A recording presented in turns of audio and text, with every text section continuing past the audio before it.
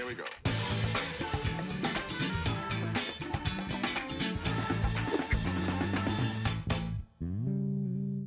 Hello and welcome to Set Talks, the podcast that helps you navigate and connect with the Colorado film scene. I'm your host, Nick Fiorella. Today we're sitting down with two rising talents in the Colorado film scene, writer-director Matt Smaldone and actor JT Melaragno. Together, they bring us the feature film The Scars of Our Hands, a gripping modern Western thriller inspired by the enduring mythology of Arthurian legend. Which, yeah, dude, I loved the film and just like it felt like epic with some of the moments and stuff. This film doesn't just explore the open landscapes of the Colorado Rockies, which you guys captured incredibly well. It dives into the fire of human conflict, wrestling with themes of arson, betrayal, and the timeless quest for purpose.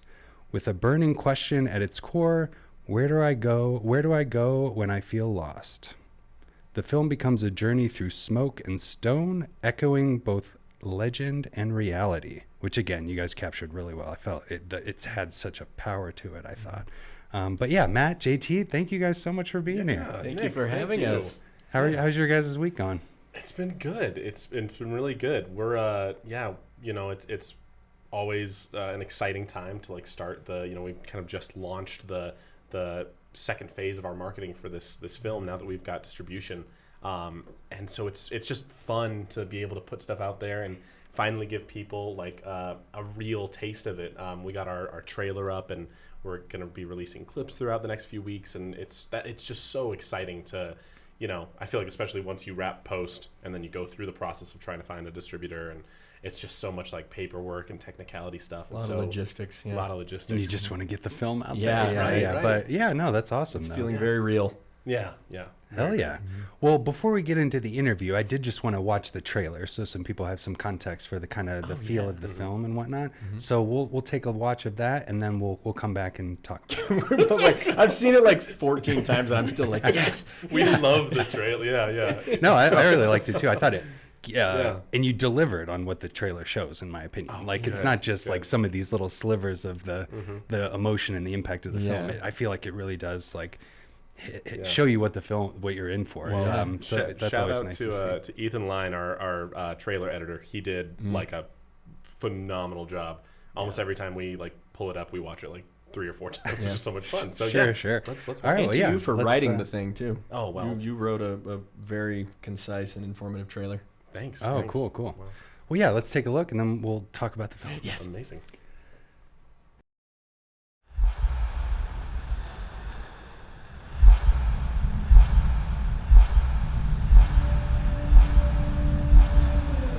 I don't like fire.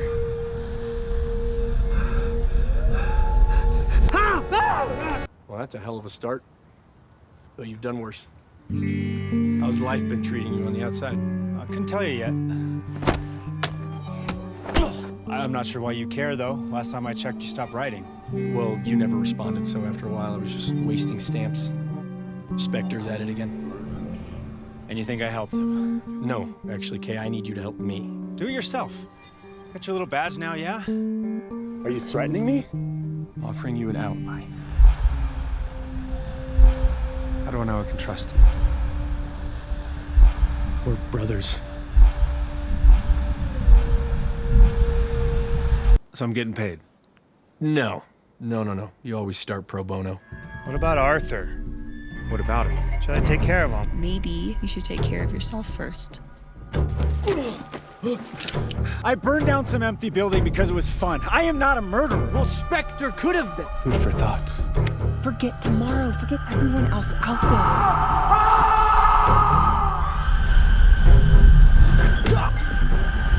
Let everything else burn.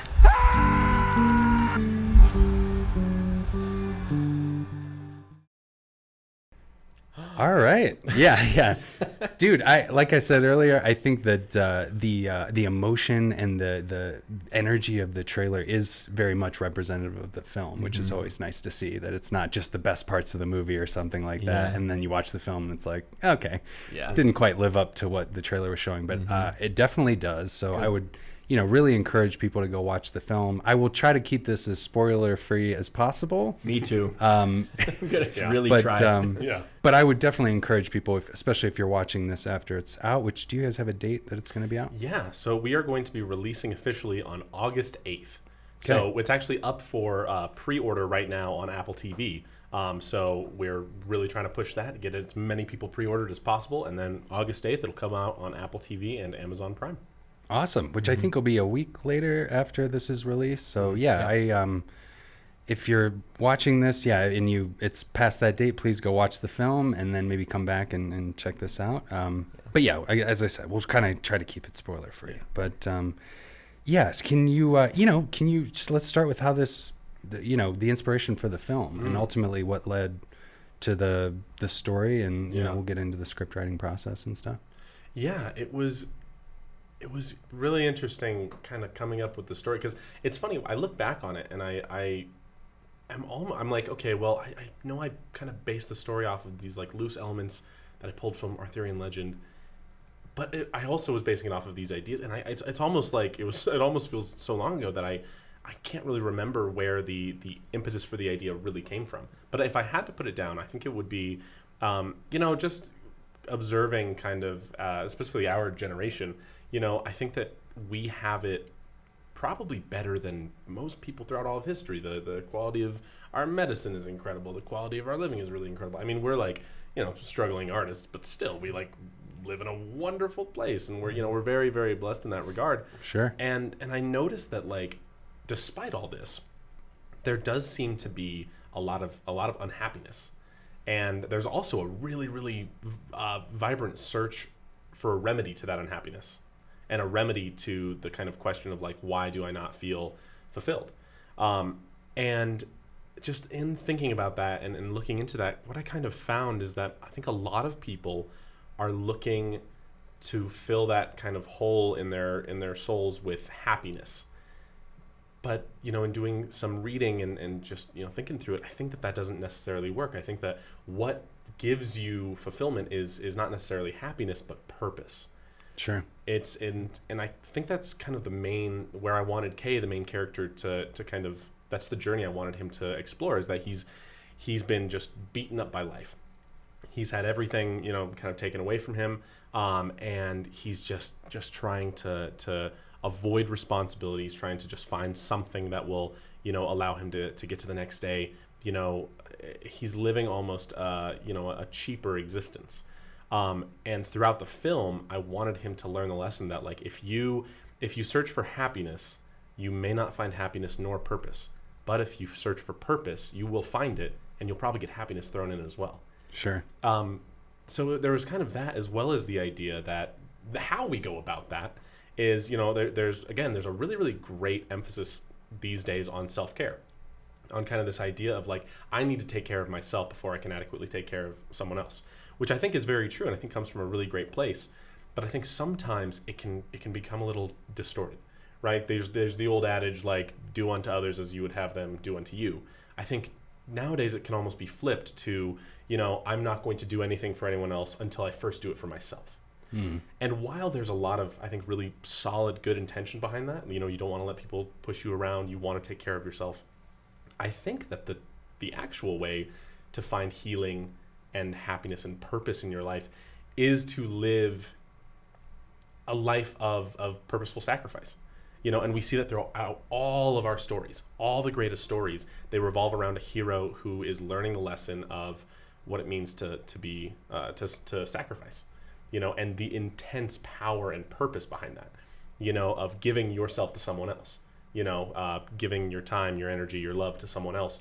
It has this beautiful kind of like retroactive effect, and we learned that all when we were kids. Like, if you were feeling down, the best thing to do is to go and, be nice to your brother or sister, and it made you feel nice. And I remember, at least I had that experience of like, oh wow, when I do share my toys, it does feel good. Sure. And so in kind of that weird little, like, very microcosm idea, it kind of just kept evolving and evolving. And then the Arthurian legend just became a really, really solid vehicle for inspiration. And I picked a few different ideas from different legends It's not really one story. Like that's why I said like it's inspired by Arthurian legend and not by like the tale of Sir Arthur, because it's not really. It's kind of like Kay and Arthur.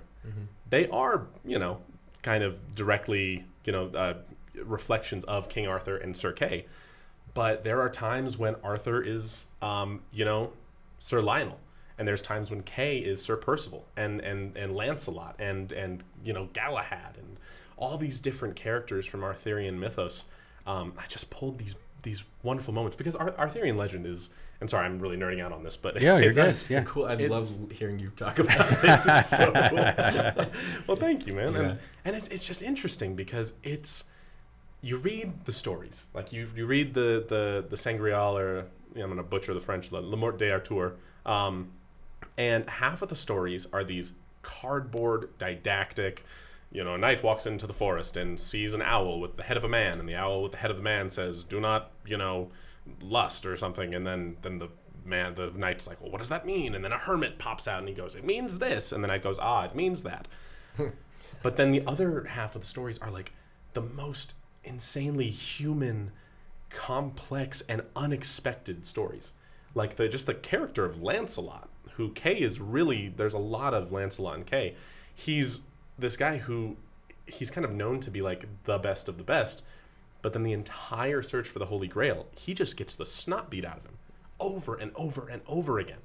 And this is not a spoiler for the film because it doesn't really go this same direction, but like for Lancelot, like he fails. And spoiler for the Sangreal text. Sorry, yeah, spoiler for a 1,000-year-old text. Yeah, right. But yeah, and so then you wonder like why, like what are they trying to get at by painting this man as a very human character? Sure. And his story as well is learning it can't just be about me. I have to live in relationship with others, and that's kind of where the idea of Kay and Arthur, and as well as that the relationship of King Arthur and Sir Kay kind of comes from. No, that's cool. Well, I definitely, maybe when we kind of get into cinematography and whatnot, just the use of color for symbolism, I thought was coming through really strongly, like, red to kind of, foreshadowing for whatever the next scene is, negative or whatever, and that moth and stuff. But in terms of script structure, I, especially if I'm watching a movie at my house, I'm always keeping track of like the time. Of where certain moments in the story land, and I'd be interested to know, like, I mean, do you read like script writing books and stuff? Are you pretty obsessive about structure? Because I felt like your inciting incident when your character kind of asks, for help and this and that, and then also like the midpoint of the film is a key moment. I don't want to give anything away, but like in my mind, I'm like, I had to check the time and I was like, yep, this is the midpoint, like kind of point of no return and a turning point in the story. And then like plot point 2, I don't want to give anything away, but like the relationship of your guys' characters has a moment there that ultimately leads towards that final push towards the climax. Like, are you pretty into like script structure and like hitting some of these certain story points? Like, I'd be interested to know, like, just 100%. And I think it's because I'm not a good enough writer to go without it. Oh, like, come on. Well, no, it's like seriously. I think I think it's important. You're a phenomenal writer, Matt. And I agree. And well, thank you, man. Yeah. But no, yeah, I would agree actually. I do think it is very important, and I do think that there is, there's a reason why the structure works. And I think that one of the things when I was first kind of coming up in film and doing short films. Was pacing was one of the hardest things to nail, and kind of an example of that was like we did my company did Lucidity, which was a short film that when I talked about you were on here to talk about that. Let's talk about that movie. The pacing just fell together perfectly, and then we tried to more or less recreate it in a different film, and the pacing was all off. Okay, and it really it really showed me like there's a relationship between the size of the script and what the size of the end film is going to be. And then there is certain timing that is more satisfying than other timing. Sure. And yeah, I come from a theatrical background. The first things I ever wrote were plays. Okay. act structure and exactly. Exactly. And there's, I mean, especially I think with theater, because it's more of an oral, like a hearing based medium, you have to have a clearer structure, because there's not all these explosions and big visual Or spectacles or cuts that you huge. Right. There's no cuts, so you have to be good at structure and you have to be good at pacing. And I think that's what we talked a lot about when we were even just going through the acting and discussing that is what's the rhythm of the scene. Sure. What's the rhythm of the lines? And is this a moment where like whatever the lines are we building to something, and then when does the floor fall out? And I thought like, you know, it's like keeping the sequencing of some of these scenes, you know, and the reveals that happen, and like, you know, I felt like you were really always kind of, I like the way the story starts too. It's very like engaging, because it's not giving you everything right away. It's like, it's very much a story that's unfolding, which is a very much a good writer. And like, you know, and again, like those reveals and stuff, and like, you know, getting back to certain moments in story structure too, like there's a dream sequence that I don't want to ruin or anything, but like for me it's like, okay, in a script structure, that's like Luke in the cave, you know, and whatnot. Like I felt like you were hitting those points to a T, and it was awesome. It executed incredibly well. And those scenes, like, yeah, I mean, are you pretty conscious of that going into, like, you know, all right, this is the dramatic question and this is going to be the reveal, and then you're kind of sequencing up to that? Or do you are you feeling it out moment to moment? It's the former, but backwards. I would say the way that I've always found success in writing is literally writing backwards, starting with the finale and starting with the answers, and then developing the questions to those answers. Because what I found, at least early on when I was writing, is I would start at the beginning and I'd be asking some great questions, and then I would have no idea how to answer them by the end. How to get there. And you know, because your mind naturally, the creative mind, it naturally wants to branch out. It's like a tree, and so it's much easier to start with like the canopy and work down to the roots.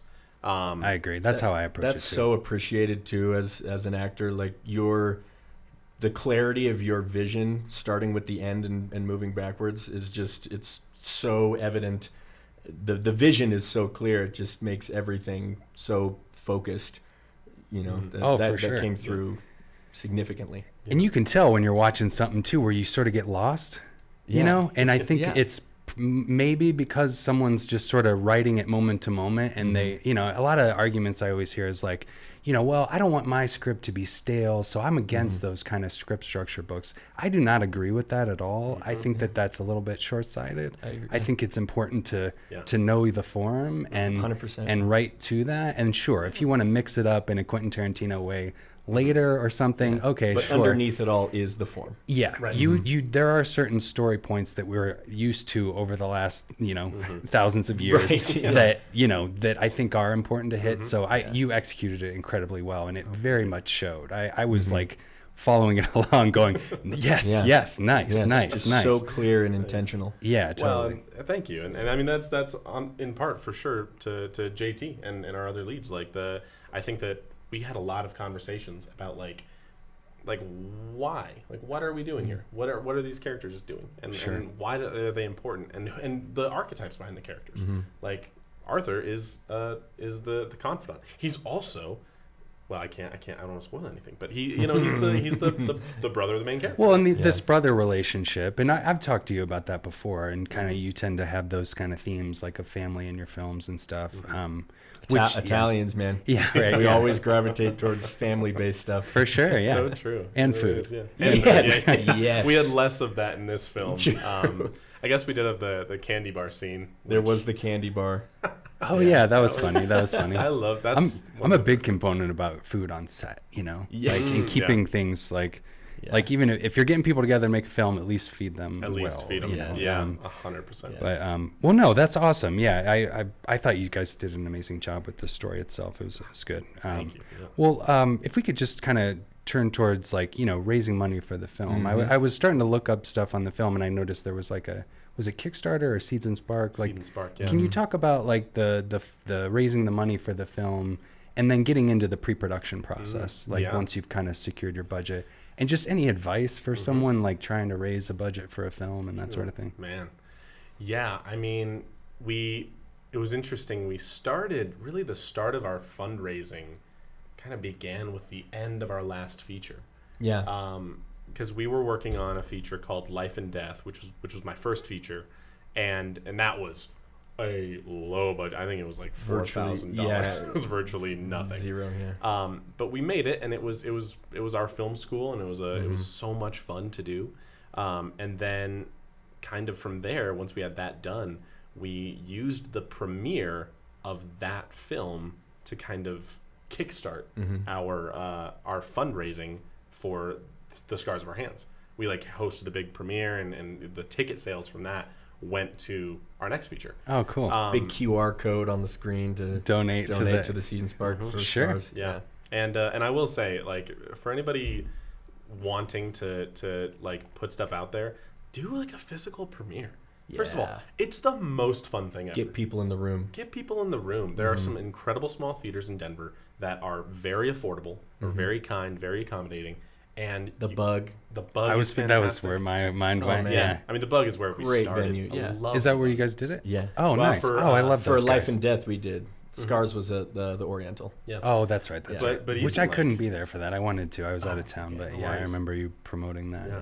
And yeah, I mean, both of those theaters were great. I mean, actually, the first film that we ever worked on together, which was my first film in general, How we met. met was was at the Bug. We Yeah. put that out in the Emerging Filmmakers project. Yes, at thank the you. I Bug. was going to bring that up. I had them on to talk Oh, about cool. that. It is a Yeah. great venue, Yeah. and Yes. everyone there is super nice and supportive. So accommodating. yeah. Yeah, if you come up in Denver Film, like those are the people. Yeah. It's just such a like, at least in my mind, that's an anchor point. Yeah. Of like Totally. that is such an accessible venue and such an accessible audience, such Yeah. a supportive community.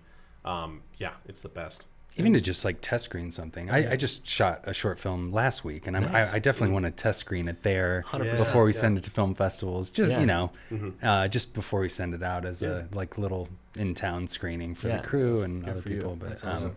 well, what was the program or the platform used? It was Seed and Spark. Seed and Spark, which I've heard good things about. Yeah. Oh, yeah. We had a great experience. And Yeah, we how did. long, and I guess, do you have any kind of tips and tricks as far as like securing it? For sure. So the really nice thing about Seed and Spark is they pair you with a consultant.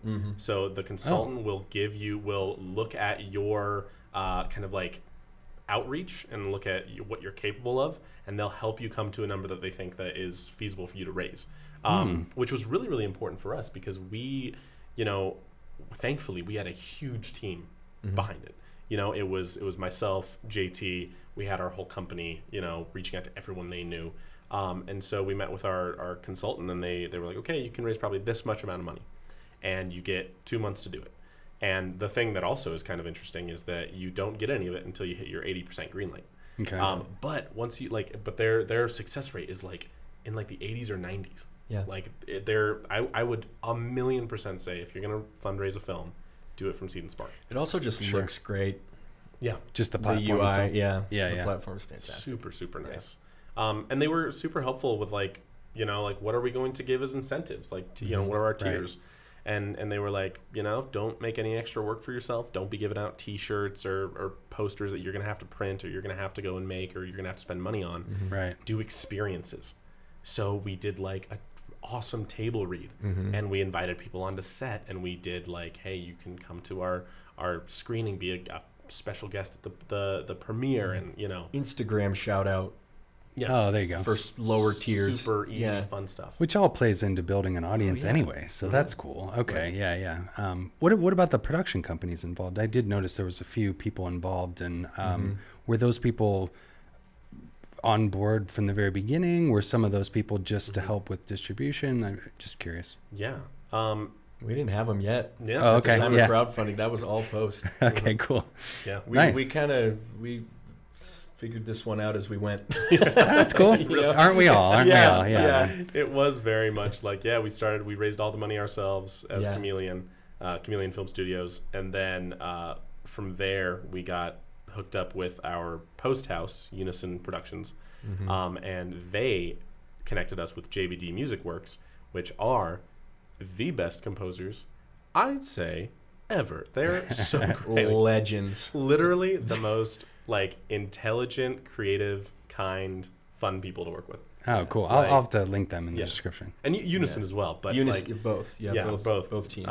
But yeah, it was just similarly to like the trailer when we first saw like the movie with the music in it, we were like, oh, this is. It felt like kids watching our. I'm sure. You know, Indiana Jones or something. When the first theme hits, you're like, oh my god, this is amazing. Wow. Yeah. Oh yeah. Cool, man. So yeah, we partnered up with those two groups, and they're phenomenal. And then we were able to secure a partnership with Gravitas Ventures, which is our distribution company. Okay. So they've been helping us get off the ground, getting to Apple TV and to Amazon, Right. and giving us a lot of great advice as far as like, hey, this is what you'll need to do to get to the next level.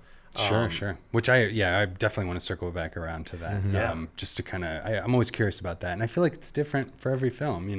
Like the process for distribution and whatnot. But yeah, as far as like, so if we could talk about filming and stuff, so the locations, holy shit, dude! Like, shout out Tom Smaldone for scouting. Oh, is that right? Yeah, the best locations guy in Colorado, I will say. He made magic happen. Oh, just gorgeous. Yeah. And like, I was kind of, was it out in Steamboat maybe or something, or where Winter Park maybe? Winter Park, Okay. Granby. Yep. Hot Sulphur Springs. Netherland. And Idaho Springs. Yeah. Oh yeah, just gorgeous. Right? Yeah, man. I mean, like, it looked amazing, and we'll get into the cinematography, but yeah, just some of the long lens shots with the landscapes. Yeah. And maybe I'm biased because I live in Colorado, but I was like, this is like, I feel like a character in the film. Like the look of Colorado, I feel like is so specific. It's unique. I think that was part of the mission, is a bit of a love letter to Colorado. 100%. Right? To showcase this state. Yeah. For sure. It's the most beautiful place. I mean, I love it so much, and we all do. And I think that was like the thing, is we all grew up here. This is home. And it was very important to us to be like, these are our mountains. Yeah. Not in an exclusive way, but in like a way of like, we belong to these mountains. Let's share that with you guys. Yeah, please look at these beautiful locations. Oh, for sure. And I think you guys nailed it. And that was just exciting watching it on that front, because it was just like, this looks so good, these spots. And man. Well, I don't know, any like logistical challenges or advice for people? I mean, the weather here. Did you have any crazy moments where it's like, hey, bro, a storm's coming in, we got to wrap this shit up? There was a joke, because almost the entire shoot was outdoors, right? Yeah. Almost entirely. And then the running joke was, the next film we do is I don't care how much money it costs, it's going to be on a sound stage with no windows. We're controlling the light, no weather. Air conditioning. Yeah, right. And we'll shoot it all during the day. Yeah. Like, it'll be all, because we were kind of at the mercy of nature. And And some nights would be beautiful and gorgeous, and some nights would be like, we were filming the kind of turning point of the film. It's a very intense point. Big moment. Big moment in this beautiful meadow, which, another shout out to Tom Spalding. We had gone, and months before, we scouted these beautiful little campsites, and we're like, great, we're going to film here. Amazing. And we had it locked down, like the permits, the payment, like everything was locked in. And he even went up like a few days before, like a week before, and was like, okay, great, it's still good. We're still looking great. We show up on the day, and there was a rainstorm 2 nights before and washed out the entire road. Oh, boy. So we couldn't get our trailers up there. We couldn't get our cars up there. And so we're standing there like, what do we do? We're supposed to be filming. Or we're supposed to be setting up the camera right now, and like, they're doing it.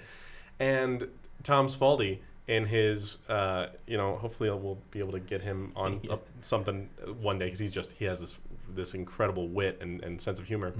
He's just like, well, I'll go talk to some folks. And he just went down the mountain. Sure enough, he goes across the valley and just found us a stunning alternative.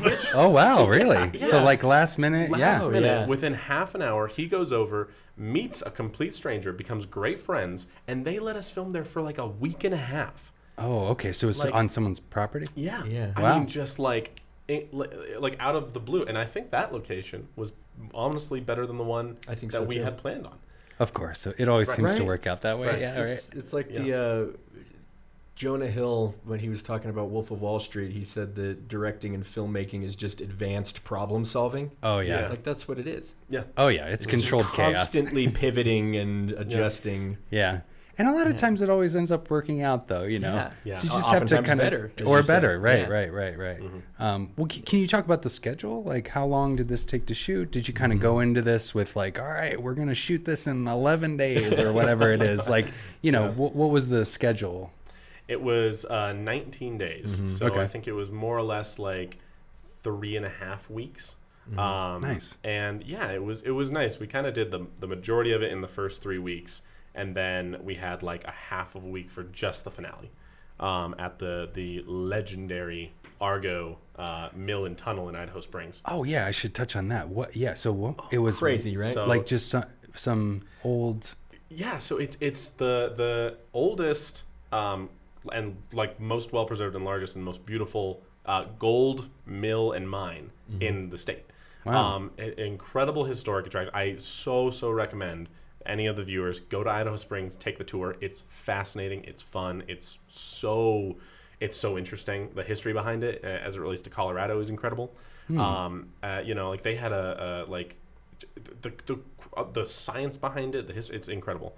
And that actually came up. That was before I had even, perhaps I don't know. So the way that kind of Scars came about, it was really kind of haphazard. Like I had the idea and I wrote the script, and initially it was just me and the co-founder of Chameleon, and we were like, we'll do it with like 10 grand. We knew nobody. We had no connections anywhere. We're just walking around like asking people like, can we film here? And they're like, Sure. well, what's your budget? And we're like, oh, we're going to do it for 10 grand. And they're like, okay, great, 10 grand. Right. And we're like, no, that's the budget of our entire film. Right. Yeah. And so we kind of put it on the back burner, made the other feature, and then came back to it. But the Argo came about in that first kind of effort to make the film. We got connected with the manager there at the time and the owners, and incredibly sweet people. Took us on like a beautiful private tour. We got to see all their plans for the future, all the you know, the history of it all, and we've had a relationship with them for years now. You know, and their big thing is promoting the history of Colorado, and our big thing was promoting the beauty of Colorado. Right. Yeah, So yeah. it just kind of locked up perfectly. Oh, that's awesome. Yeah. Well, getting into the acting, which not to toot your horn, but holy shit, dude! Like, it's so good. That's very kind. You guys were just slaying it. I'm just sitting there going, "What the fuck?" Like, holy shit, dude! This is so good. You know, can you just give me a rundown of the actors and how you guys met and like, you know, how you secured some of the actors for this? Oh man. Well, so yeah, our lead cast is Brandon Schaefer as Kay, obviously JT Melaragno as Arthur, and then Tom Spaldi, who was our locations manager, also played the villain. He was Spectre.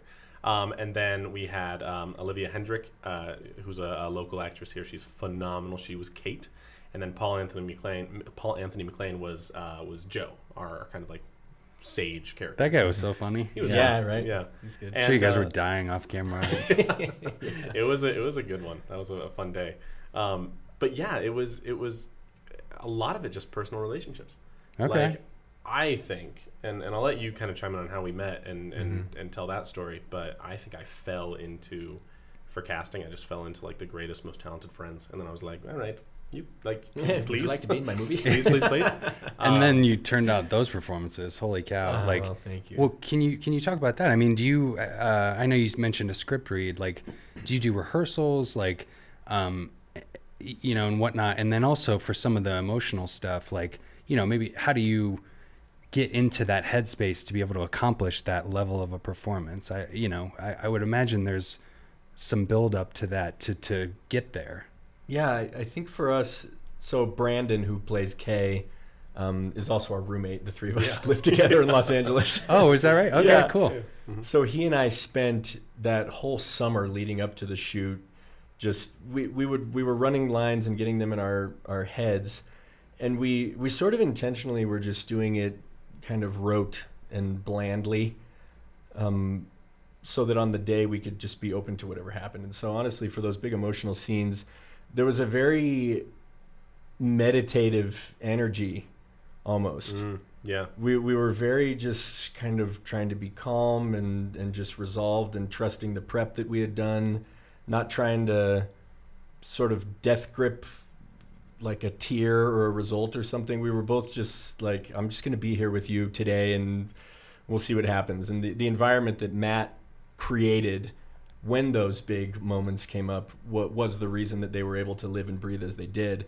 It was like he made this, it's like a sacred, church-like environment, and everyone was very quiet and respectful, and we were able to just kind of let go and surrender and just play. And it, the big, again, I don't want to spoil anything, but some of those bigger moments were towards the end of the shoot. So getting exhausted a little bit, you're letting exhaustion inform, use everything that you can. Which it's funny you say that, because it's always been kind of a thought of mine that, like, when you're going through a difficult time, specifically I think with like depression or any sort of like emotional turmoil, I think that the base emotion underneath it, I think a lot of people think is just like, oh, he's really sad.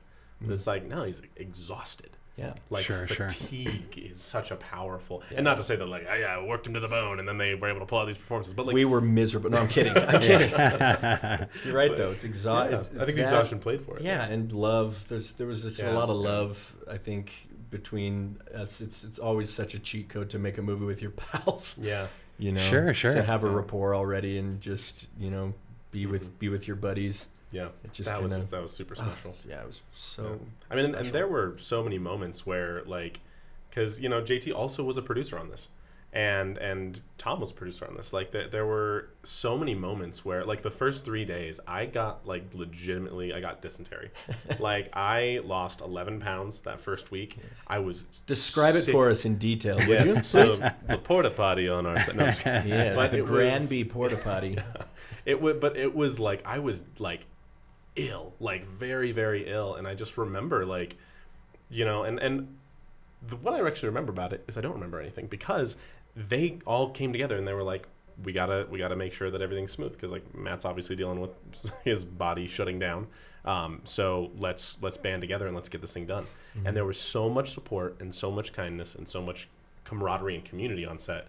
Like, I mean, I've been on sets that are millions of dollars and they're terrible. Sure. It's like, just because you have money doesn't mean anything. We did this thing on a very, very small budget, and I think the result speaks for itself, because there was that love and that support. And it's so easy to forget why we're doing this. It shouldn't be. Of course, it's grueling and long hours, but at the heartbeat and the root of it all has to be that it's your favorite thing to do ever, mm-hmm. and that it brings you so much joy, and it's fun to play pretend in imaginary worlds with your friends. That's, for me, is the heartbeat of all of it. And so, if you come from that place, it's almost like nothing can't be conquered. Yeah. Right? Sure. Yeah. And that setting the tone for the environment on a set, I do take a lot of consideration and care towards that, and I think that's super important, especially to allow for performances like that. I mean, if it's a stressful environment, there's, I would imagine that might get into your headspace and affect your performance. I think just the energy of making the film is always reflected in the film in some way. And so kudos to you for setting an environment where you were able to accomplish that. Because I've heard the same thing on a lot of big sets that people have been on, and then they come onto your set and they're like, oh, this was nice, and it's like, oh, cool, man. And it's like what Matt said earlier, he has a background in acting. He's a theater actor, and so he comes at it almost as an actor and creates so much space for that piece of the puzzle, not discounting any of the other pieces whatsoever. Yeah, but I mean, and I think we might have even touched on this last time I was on, like, I truly believe that, the actor, and this comes from the theatrical tradition, the actor is the core of the art form. Sure. Like, and I think for film, it's, definitely, I think the obviously you're putting everything through a frame, through a lens, so it's also a lot of the visual art of it. But at least in theater, like, back in the old days, the directors weren't a thing. Like, when Shakespeare was going on, there were no directors. And the, improv, which has an incredibly long history, especially long form improv, there's no script, and I think so. the heartbeat of the process is in the acting. That's where the story is, you know? Sure. Like, I think especially getting more into producing, you can see from every department, and rightfully so, they're focused on their department, you know, but it's like, well, this movie needs to have like the best, you know, lights and camera, the best art designer, the stunts have to be incredible. And it's like, yes, absolutely. But let's not forget that they're all tools. It's all tools for the story. Sure. And at the end of the day, I think it's tools for the actor to be able to bring that story to life. You know, not to give credence to the egos that we normally see in actors. And we were so fortunate to have zero ego on our set. Like, you guys are just a humble, wonderful group of actors who are very committed to the process. Sure. But there is, I think, a reality that, like, you can have all the toys you want, but if you don't know the story that you're telling and you don't have a good vehicle to communicate that, then what are you doing? You know? No, sure. And some of the moments, I would be interested to know, like, from script to screen, like the moment where you guys are in the river and stuff like that. It's like, you know, like from the script to that, I felt like almost some of the moments could have been coming from a place of like, well, this is the idea of what we want to capture, but let's just try to, you know. Yeah, I know how that was written in the script. It said the montage ends in a brotherly splash fight. Yeah. Okay, so That it was was like it. that. Yeah, okay. Which I was like curious because it's like, I was watching it going, this is excellent, but it feels like this is cinema language versus like just this what's in the script. You know, I don't know. Like I was curious to ask you about that. Like, you know, what was in the script versus some of those like, accomplishing some of those moments. And I mean, and it truly was just like, you let us loose on that one. Go splash with your brother. Play with your brother.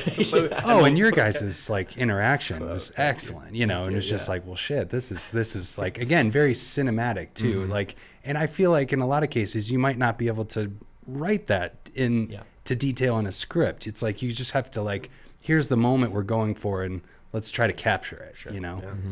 Yeah. That's the magic. And that kind of touches back what you were saying before with like that kind of almost like sacred space. And it's, you know, it's weird. That's going to be there on some days and it will not be there on some days, and that's okay, however it happens. But you sometimes do touch into that magic. And the moment that we're kind of referencing to, it's a very intense moment in the script towards the end. And, you know, we're doing it and there's, you know, we were kind of going through the steps, you know, of like, okay, so let's get our last looks in. Let's like, are we set? You know, lights, are we looking good? All that kind of stuff. And then it just, we're just getting more and more into it. And it hit a moment where somebody came up and they're like, hey, can I do this adjustment? And I just was like, yes, but then no more. We will not be doing anything but rolling and acting after this. And I don't know what it was. And I don't really think, I think it was just truly the magic of filmmaking. Like, something happened where no one said to be quiet. Everyone was whispering. Yeah. And then we were just so locked in and everyone was crying as well. But like, and it was like, to me, I was like, that's why we're doing this. That for awesome. This for one moment, it's like, we are, whatever it is, it wasn't on the page. It wasn't in necessarily even our thoughts beforehand. It was just all the pieces came together and we got to have magic, you know? Oh, that's awesome. Yeah, for some of the emotional moments that were captured, I would imagine you guys were just like on pins and needles behind the camera going, this is awesome, you know? So frequent. It was wild. Cool. Yeah, I mean, as far as like visual language, I thought it looked beautiful. I mean, like, obviously, like the locations and stuff looked amazing, but I really thought the use of color in terms of like symbolism and stuff, and there's like little things in the film, like the use of red and like, and also like the, like there was that moth and stuff. Like I felt like there were a lot of visual like themes and like symbolism going on, you know. Can you talk about that, and also like working with the cinematographer and kind of communicating and collaborating on some those goals that you had, and then the relationship with the cinematographer to absolutely. So our cinematographer is Marco Toro, wonderful cinematographer. He's up in New York right now, and the kind of process, it was interesting. Color came a lot into it, and there are very definitive moments where, like, this scene is going to be primarily kind of a yellow palette, or this scene's primarily a red palette, and this scene's primarily a blue palette. That all kind of then becomes just forest. You know, there's kind of the beginning, which is a little bit more suburban, I would say. And that's where we're having a little bit more of the specific light, and color structures. And then I really just wanted to, as soon as they got into nature, it's just like nature's color. We're just going to support that. Sure. And it was so ironic. We got to shoot in forests that had been through forest fires. Yeah, And I noticed that when that tree you guys are leaning up against and stuff, and completely black bark. Yeah, and I was just like, well, man, this is meant to be. fitting the theme so well. And it was. I noticed all those little things. Yeah, good. man. And it was like beautiful because it was like amazing. Now we have this striking kind of black that we're going to be working with, and that was kind of pervasive through the entire time we were filming outside. And then at the end, it was gold, like that. Just the whole finale. There's a moment right before the finale that kind of leads into it. All I wanted was like gold, that kind of sense of warmth, and not only of warmth, but I think that because gold is so associated with sunsets, there's a sense of finality to gold. There's a sense of we're reaching the end, and it was as far as like working with Marco, he was fantastic with interpreting that. He was really, really great. I would because I'm not a light guy. I have no idea. You give me a light, and I'm like, I don't know what to do with this thing. Like, I'm not a technical guy, and I think that's why the smart thing to do is when you're not smart at something, like hire somebody who is. And Marco's very intelligent and very good at the interpolation of creative ideas into the technical execution. Yeah. And then also just like feeding his own great ideas. Like I think one of the things that I really appreciated with him is when we were talking about moonlight. Like in my brain, like, I was like, moonlight is blue. Like it's just that's how I've always seen it in movies and stuff, and it should be blue. And he was like, no, like cold white. Sure. Because there's a, if you want to be able to highlight the other colors around the space, it just gives a little bit more of an eeriness. It gives a little bit more of there's the contrast can be a little bit higher. And so it was ideas like that I think really, really were super valuable to realizing the aesthetic vision of the film. For sure. And you shot a lot of night scenes that looked great. I don't know. I mean, can the audience for this is very much like video and film people. Yeah. So like, I'm sure a lot of people would be interested to know the camera, the approach to the, camera department stuff, the lighting and, so like, I'd be curious to know the camera and just, we'll start with that and the equipment and stuff. Yeah. So we shot with a red Gemini, which was really fun. And that was great. I mean, and for me, there goes funny. The budget. Yeah. Right. But it was, man, cool. Yeah. It was a good camera. And it's funny because like, I know the name Red, and now the more that I've gotten into really, it's like, okay, the Venice or the Aries or the Reds, like they're, but at the time I think we were all kind of so like into I was just into more the creative side, and Marco was like Red Gemini, and I was like, great. Yeah. Sure. Yeah. Amazing. It has the red name, and Gemini is a cool word. You could have said any word after red. Yeah. I would have been like, yeah. It could sounds have been legit. Like red dirigible, and I would have been like, awesome. Bet it has a lot of pixel depth, color, and the such. Red capacitor. Yeah. 3. Dude, it looked amazing though. Yeah. Dude. Can you talk a little bit about the placement of the camera too? I mean, like, did you kind of let the cinematographer or the director of photography like just kind of make some of those choices? Did you have storyboards? Like, because I just felt like the placement of the camera and the shots felt so intentional. I was just going to say that word again, back to the theme of it being intentional. Yeah. I mean, I am a like, I really, really, it's weird. So the way that we kind of divvied it up is I was very much focused. I usually do the shot list. Is like for my style, I like to go through the shot list and do it myself, because to me that's the language that I can then speak the vision into, and for sure. And then as far as lighting goes, then that's a very collaborative part with the DP to kind of help support the framing and the blocking. And it's weird though, I don't really storyboard. I probably should, but I've kind of had gotten this shorthand of, for some reason my brain works where instead of doing a shot list, I will just meticulously write out like 30 degrees on camera right, and then the plane of the actor's face is going to be at a 45. And for some reason that just clicks in my brain. I didn't know you do that. Yeah, it's like a really weird thing. And then poor Marco had to be like, okay, and he did the story. He storyboarded is that off right? of that. Yeah, so Okay. I kind of laid out the shots of like, okay, this is what I want. I want like, upper third background, 45-degree plane of the face, and then we want the camera to pedestal or to boom up to eye level from shoulder, like all this kind of just like words. And then he was able to be like, okay, this is the picture you want, right? And I was like, correct. Okay, So, cool. So yeah, it was a kind of a weird process as far as that goes, but that's always what's helped me kind of just visualize things, especially because it merges not only the framing but the blocking. Yeah. If I can tell, like, for example, like if we're doing like an eyeline thing, I want to, if it's like I want to almost get down the barrel, but I don't want the actor looking down the barrel. It's like, okay, it's just gonna be like slight off of frame or like slight off of plane. And then it's like, okay, or it could be 45 or profile. And then like also the degrees that the head is tilted. I don't think, and I hope it didn't translate to that's how I directed. Like, move your face. This, Puppet. Yeah. Yes, vessel, turn your head 5 degrees starboard. Right. Starboard. Yeah, a lot of nautical terminology. No, it was not that way at all. Good.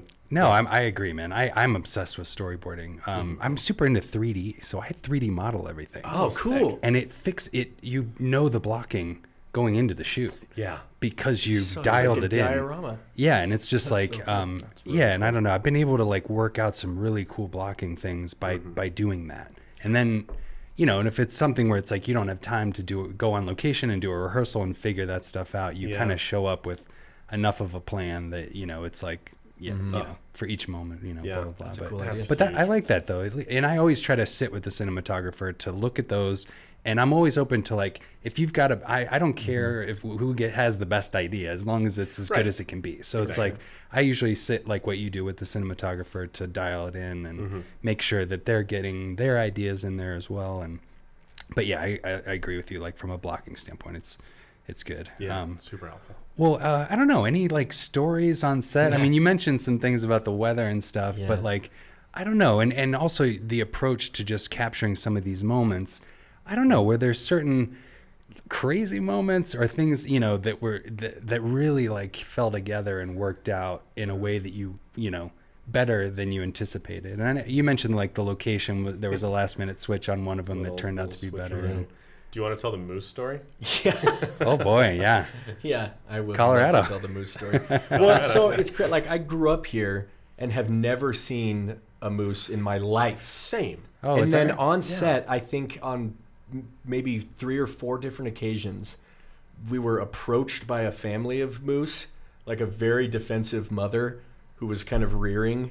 And so we had to hold up shooting for that. Oh, and wow. when we first started, it was that first location in Monarch Lake. It was like a one-way hiking trail.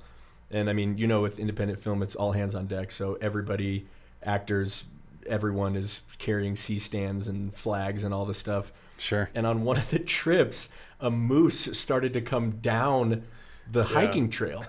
And I was just, I don't know, not even on this planet or something, just like walking back to go get my next C-stand or something. And I hear Matt scream, "Get off the path!" Because this moose is bum rushing down. Like careening, like Dude. galloping. Towards you? Just like along the path. Oh no. Along the path and eventually through me if I hadn't moved. Yeah, because it was truly like, I remember like I'm in the back of the line just like carrying like a mambo or something like that. Yeah. And I look back and this like big old female moose is Massive. just Was it huge? Because Oh. I've seen ones that are like Dude.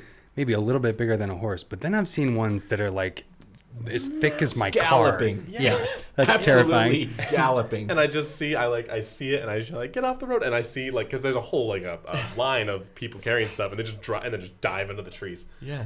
And This moose just comes past. Wow. We're like, all right. yeah, Yep, you win. Go ahead. You go it's ahead. your place. We'll be like, 5 minutes delayed for you. Yeah, moose. right. Yeah, that was nuts. Yeah. And like I remember there was this one. It was during the scene in the meadow, where we're like, okay, we know there's moose and mountain lion in this area. We've been briefed by BLM. We know what to do. We have all the protective measures in place if anything were to happen, and we know also it's just like, look, schedule be damned if like they're there, we're waiting, and we're gonna back the hell off. Sure. And I just remember we're like filming, and I look over, and I just see like a reflective pair of eyes.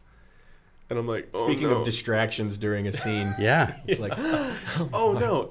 And there's another one, and then we like turn on a flashlight and shine it over there, and there were 3 moose just standing there. This is at watching. night? This is at night. And Nightmare. Yeah, Yeah. because it's like not even low. Like it's like, oh, those eyes are up there, Oh, wow. and we all kind of just. I mean, they were far enough away we could kind of just keep doing what we were doing. But there were a lot of like spookier moments of like no one ever could walk alone. Like if they were going up and down the hill to like bring stuff up, it's like you have to always have a buddy. have to have a buddy. We had bear spray on us at all times. Right, and, right. It was one of the joys of filming in Colorado. Yeah, that's Sharing the wild. space. But Yeah. we did get totally rained out one night. Did we talk? It was. I don't it think was. so, yeah. There was a big climactic scene at sunset. The one. I don't want to spoil anything, but we were supposed to do that. Or no, we were supposed to do the meadow scene. The meadow we got scene. completely rained out. Yeah. And I think it was sort of meant to be because then we had that night off and we ended up going back to our Airbnb in Nederland, this crew of 25 people, and just Crammed all into one hot tub. yeah, we were just like needed some decompression. So it was actually it was good. But then to make up for it, it was sundown to sun up. It was get it was all. more than that. I mean, we must True, have because we were filming before. we filmed before sunset. Yeah, because we had to shoot a scene at sunset, and then we had to shoot the entirety of like what was 2 nights worth of a night shoot, in one night. Yeah. So I remember we get there probably at like 4 p.m.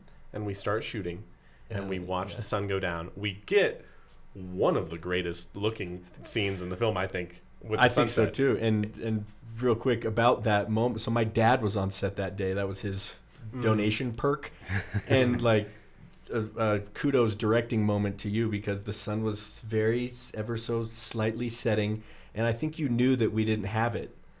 But and so everyone was like, we should try it again. No, we should move on. Like many voices were chiming in, and my dad tells this story all the time, and he has so much respect for you as a director because of this. You just said, everybody, give me a minute. You just said, give me a minute, and you just took a really deep breath, and you said, we're gonna do it again, reset, and like everyone just wow. yeah, it was great, That's so and I good. think I that's didn't the even- one that made it in.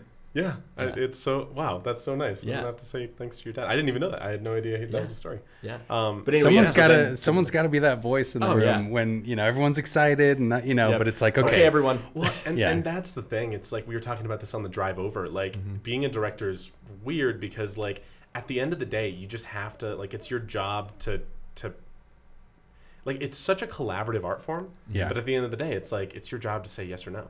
Yeah. And like it's and that can be a really really tough spot because like Sure. Uncomfortable you're sometimes. dealing with very skilled, intelligent people who have different opinions on both sides, and it can be a lot to kind of like get all that in. And I remember a very similar thing happened on the first feature that we did.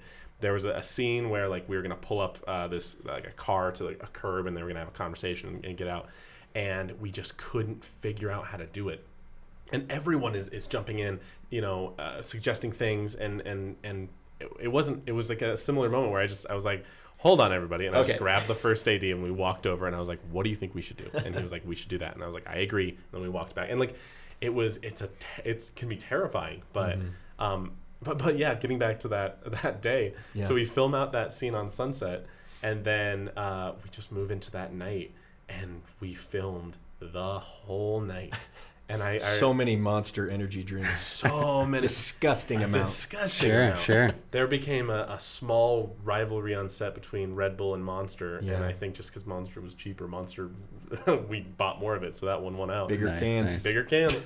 Yeah. I love Red Bull though. Yeah, true. I'm a It's- fan. I'd go back Yeah. and forth. Yeah, Gotta they're keep the it same fresh. thing. Yeah, right.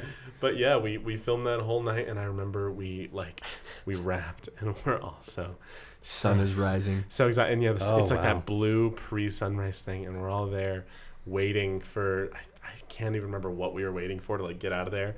And our wonderful key grip, he just gets out a hacky sack, and we all are playing hacky sack. Oh, at, nice. I like- love hacky sack. Yeah, and oddly enough, hacky sack was the unofficial sport of the Scars of Our Hands. We had so many moments. There's this awesome, and I hope it's still there. An awesome little burger joint right north of Winter Park in like Granby called Debbie's, and Debbie's was our oasis, Or lifeblood. our lifeblood. They had great burgers, great shakes, And we would go there, and it was our special little treat. Anytime we ever had some time, everyone's like, to Debbie's! Yes. And we'd go to Debbie's. Hacky sack in the parking lot. Yeah. And it was like that scene at the end of A Secret Life of Walter Mitty, where like they're in the Andes or whatever, and they're playing soccer like on the mountain, and it's golden hour, and it's beautiful. It was like that for us in hacky sack. Yeah. I remember like I walked away to the bathroom, and I came back, and there's 20 people playing hacky sack to like, Colorado, big vista, beautiful sunset. Cool. And I was like, man, can't get much better what than a life that. we live. Oh my God. It's a true, like a life of adventure. Yeah. Yeah. Well, it sounds like a good experience. Yeah, man. And that's, as I said, is very much, I feel like, a part of it, that you want to set up a good experience for people. So it sounds like you guys really had a good time. Yeah, I think we did. I mean, it was tough. Like I will say, it was a tough shoot. I mean, we were dealing with the elements. We were dealing with a really small budget, but everybody was so... Everyone showed up. Everybody showed up. Mm-hmm. Everybody showed up. And I think that's what made it. There was no... there are a lot of people who were working like for back end points and, as volunteers even. And even that, I have to give a huge shout out to like every single person on our crew and cast. Cause like to show up and put out that much work for, it's a low budget feature. Yeah, and everyone's doing it to try to, make something that's good and, to get reps and just do this thing. Yeah. Right. To be a filmmaker. Right. Yeah. Right. And I feel like at the beginning, you got to just, make it yourself. I feel like I've been to South by Southwest a couple of times, and like that's always my takeaway. Mm-hmm. It's like you hear directors talk and stuff, but really it's like, okay, go make your film. Mm-hmm. Go like, do it. You know what I mean? It's like, no one's gonna come to you and be like, hey kid, you got a knack for that. No, exactly. Right. Mm-hmm. Right. It's like you do have to just go and make it, and be your own champion for it. But yeah, no, cool. Well, can you touch on the post-production process? Mm-hmm. Sure. Who edited the film? What's that collaboration like? Yeah. Do you do test screenings? Yeah, so we worked with Jay Ikeda from Unison Productions, great editor. He was really, really good because I normally just edit all my own stuff. And again, it comes from the necessity of like, well, I don't have the money to pay an editor, so I know how to use DaVinci Resolve. And I edit other projects for freelance gigs, so I'll do it myself. But it was really nice to have him as kind of a soundboard and kind of a know-how man. Like he knows what he's doing. Because the way that I usually do stuff is I usually will shot list for the edit. Like when in my directing style, I don't really care about making sure that I have coverage on every single thing. Like a lot of times it's like, no, I know I'm you can gonna be see it already in your head. Yeah, it's like we're gonna play this thing on a close up the whole time. I don't need a wide. I'm like, and that's, I will say, like I was working with a wonderful script supervisor recently who said like he was like, being on set, you're at the grocery store. And when you make a movie, when you're filming, you're gathering ingredients. So you might as well just grab as many, like all the other ingredients, just in case something is inspiring to you when you're cooking the dish, which is editing. And I totally understand that and agree. But I will say as kind of a caveat, I think that that can sometimes be used as an excuse not to really think out the shots beforehand. Sure. And especially when you're on tight schedules with such tight budgets, it's like you can't waste time getting 3 different wide shots and 2 different medium shots and 3 different close or whatever. Like, it's like you just sometimes have to know what you want and then get that. So all in my script, it's looks like a madman's writing, but I'll delineate each line with what shot I'm going to hopefully use in the edit. Sure. And so I had that, and I kind of gave that to Jay, and he was able to pull, and we watched every single clip together. We spent countless and countless hours together, me blabbling on about some artistic idea that I had, and him being like, okay, so it's take 2. And Lancelot. I was like, so the emotion behind the sacrifice really comes from, I think, a paternal place. And he's like, awesome, cool. So that shot isn't usable because you didn't have the mic on. I'm not saying our sound team was great. It would have been my mistake. Yeah. But no, he was fantastic, and it was really, really fun to get his eyes on everything. And then from there, the Unison team, they kind of took it for everything post other than music, which is where we met JBD Music Works, who are 3 incredible composers who came with such an incredible energy and excitement and professionals, and like also just like the ideas. Like we have one section in the dream sequence of the film where Brent Edmondson, Brent, he just, I don't want to spoil the shot, but it's kind of a long shot. Yeah. And the whole time on, I think it's a violin or a cello, slowly almost like tuning down, like in these weird, like so creative, so horrifying. Oh, just a I was sitting there going, where is this going? Like, it's so weird. Yeah, like oh my god. It was was one of the most, I think one of the most fun parts of that film is, and again, like I come from a musical background, but nowhere near composing, and so being able to work with those guys and like having them just be like, they're great at picking up what you want. Yeah. And great at delivering that, with their own spin on it. So it was just a breeze, and also just a really fun time. We edited for I think 4-ish months, something like that, because we wanted to have like a turnaround, like at most 1 year since we started wrapping. We wanted to be completely done with the film. Yep. Sorry, does that make sense? Sorry, 1 year since we started shooting, we wanted to be done. Yeah. August 2023 we shot. So we wanted to be done. It was done in August. Nice, yeah. So that was a great process. And then once we had the film, we didn't really do any test screenings. No. I think because we didn't think to do it. Yeah, no worries. Did we have? I think the premiere was the test screening. Kind of. Well, we're like, I hope they like it. I hope this works. I thought it was really well paced. I don't know. I thought it was excellent. I mean, we definitely had multiple eyes on it throughout the editing. For sure. Like you were good about sending it to the producing team for feedback. Taking notes and stuff. Yeah. I mean, and it was, kind of what you said before, like this process was a little bit learning on the job, especially with distribution. Oh my gosh. Like, Gravitas has been phenomenal, but there were a lot of times where we were like, oh, I didn't know we need that. Right. It's like there's this like weird little like form that like you have to fill out very specifically for the streamers to be able to pick it up, and we're like, we had never even seen it. Can you elaborate on that? I mean, like the distribution process, like who you went to, like ultimately, like where it lives and stuff. And then you and I met like a month ago, and you were talking about kind of there's almost like different packages and like of like where you kind of start, and then if you can build up enough of an audience, maybe it gets into some other package. Like, can you just talk about the working with them on that, and then and some of that stuff, because a lot of it's like, well, here's what you need to go make to market this thing. Let me know when that's done. Right? Like exactly. Just kind of walk me through that whole process. Yeah. So basically the different like, I guess it's more like instead of like packages, it's like tiers. So at least for our level, we're starting at what's called TVOD, transactional video on demand. And that's like going to Apple TV or to Amazon Prime, and you purchase that individual product. Like a download to own. Right. A download situation. Or download to rent, I guess, would be also possible on Prime. It would be probably applicable as well. It's like you pay like $5 to watch the film or something like that. I think you'll own ours. So if you go and on Apple TV and Amazon Prime, you'll own the film. And so you do that, and if you do well enough there, that's kind of one of the big reasons that we really want to promote the pre-order, because if we get enough pre-orders on Apple TV, then it'll be promoted through their like interior algorithm or whatever. It'll be featured. Featured, and then that'll drive more foot traffic to the film.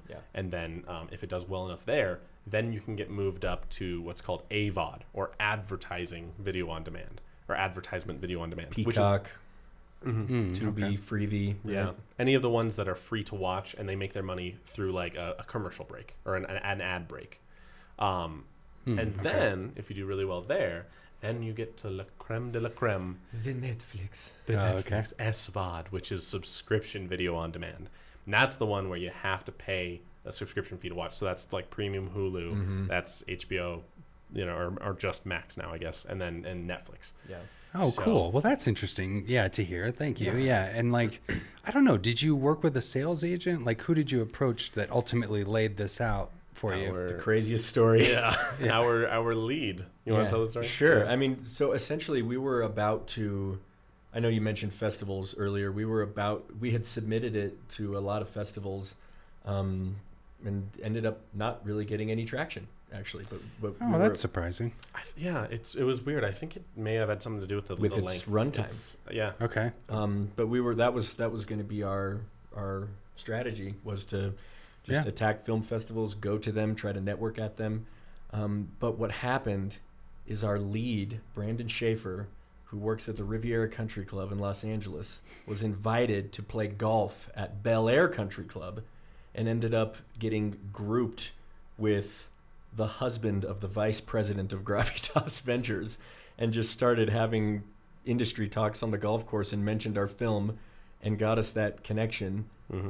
And they got in touch with Matt, and he sent him the film, and they really dug it, and they wanted to work with us. Yeah. It was just like the serendipity is indescribable. It felt And very living in Los Angeles, you know, True. and being around some Right. folks that kind of you could just, I'm golfing with Yeah. somebody who Right. happens to be the whatever lead at Warner Brothers, you know, and shit. And it was definitely like it felt very like the kind of classic Hollywood thing. But thankfully, I really do give them kudos. Like they weren't just like, oh, you know us, we'll get it in. They were like, oh no, we're gonna make sure it's a good film.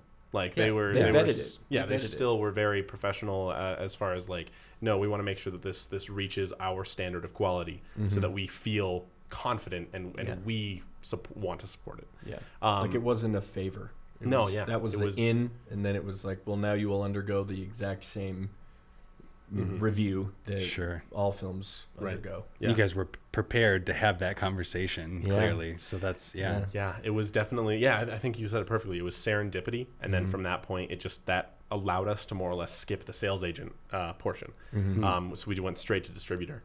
And it worked out beautifully. And we're super stoked about it. You know, they've They've been phenomenal. Yeah. Gravitas is an incredible partner. Yeah, they're Truly. really, really awesome, just helping us out and getting us, telling us what we need to give, getting us to where we need to go, and, really giving us a blueprint for, like, it's so funny. Like, I was working with a DP a few months ago who said, you can tell the maturity of a production by how early they integrate the end.